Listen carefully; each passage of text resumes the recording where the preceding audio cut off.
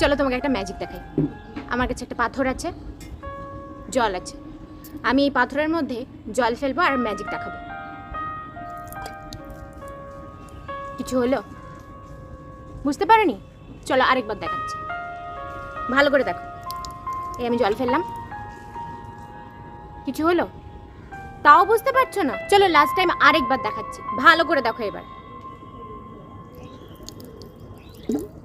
দেখলে কিছু হলো? হলো। তোমার সময় নষ্ট হলো, আমার জল নষ্ট হলো। এক্স্যাক্টলি কিছু কিছু মানুষ আমাদের জীবনেও এরকম পাথরের মতন আসে, যাদের মনটা পাথরের মতন। তাদের উপর তুমি যতই ভালোবাসা, কেয়ার, সময় দাও না কেন, পুরোটাই নষ্ট হয়।